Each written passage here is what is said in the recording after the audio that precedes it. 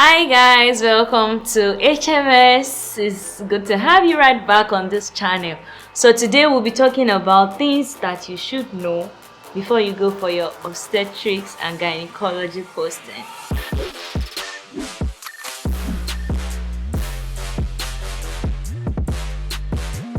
So if you are seeing this, I'm sure you've seen some videos about what you should know before doing pediatrics posting. So usually pediatrics posting and obs and gyn posting go hand in hand, not hand in hand, but you do them at the same rotation, if you get that. So in my school, for instance, you do say 6 weeks or 8 weeks of pediatrics, then you rotate to 6 or 8 weeks of O and G, because the part 3 exam is O and G paired, so the rotation is together.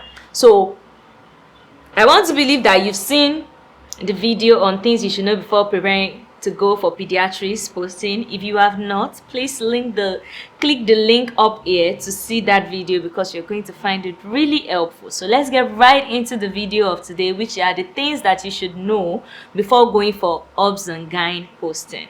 So obs and gyn posting is basically management of women.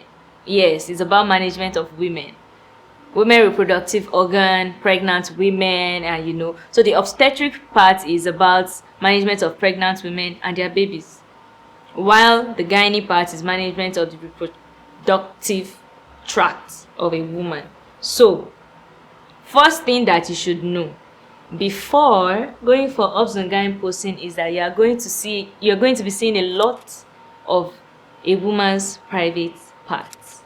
Yes, a lot of having to examine the vagina, having to examine the breasts. So prepare your mind to that, because really some people don't know and they just get there and shocker.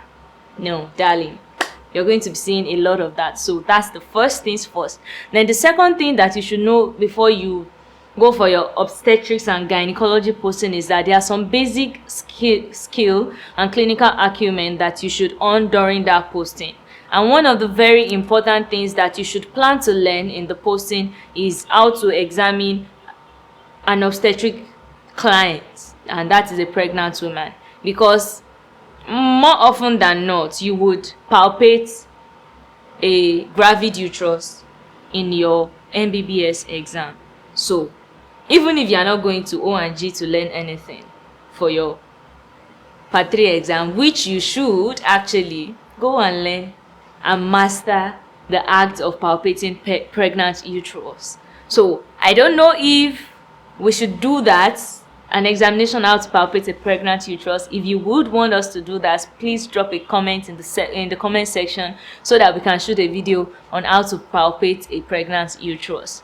So that is one other thing that you should prepare for. Then another thing that you should prepare for before you go for your O and G posting is to learn the clerkings that are important in O and G posting. Usually O and G posting exams are OSCE exams. So it is important that you learn the important things that you are supposed to ask for certain conditions, so that you are able to arrive at a diagnosis. Do you get it? So it is important that you go with the mind of picking those things specifically in your posting, because you don't just want to go there and before you know it, the posting is over. No, please don't do that. Then another thing that you should know, which is the fourth thing now before you go for your O and G posting, is that there are some important clinical tools that you should have. And yes, feel free to call me the tape measure woman. Go with your tape measure. Yes.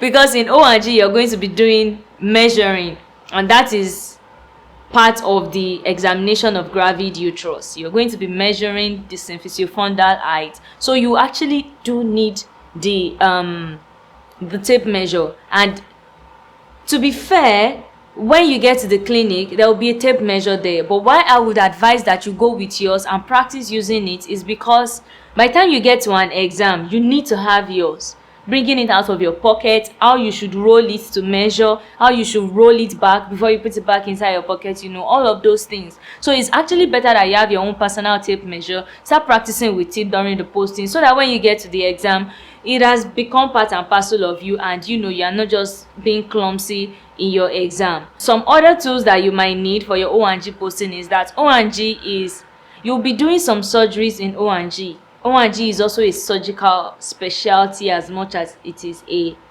medical specialty. So have your scrub, have your Crocs, have your head cap, have your face mask, because you're going to be having to go to the theater for CS, for myomectomy, for, you know, all sort of surgeries. So please go with these things. Yes, you can go with your stethoscope.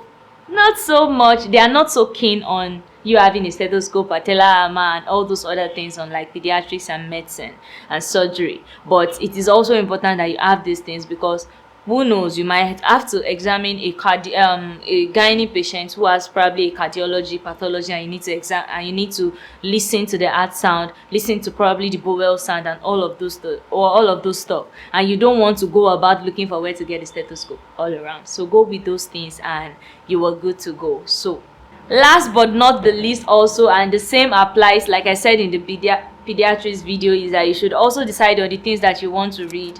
Set goals on how you want to go about studying for the posting, such that by the end of the posting you have read the important things that you're supposed to know in that posting, and you are good to go as a gynecologist/obstetrician, and you can start seeing your patients, and you know you can manage patients very well. So that is that about things you should know before going for your obs and gyne posting. If you found this video helpful, kindly give it a thumbs up, drop a comment in the comment section, share with your friends everywhere so that they can also learn like you were learning. And most importantly, you should subscribe to our channel, because by this time next week another video is coming your way, which you're going to find very helpful and very fun to watch. So thank you for stopping by. Until next time, see you.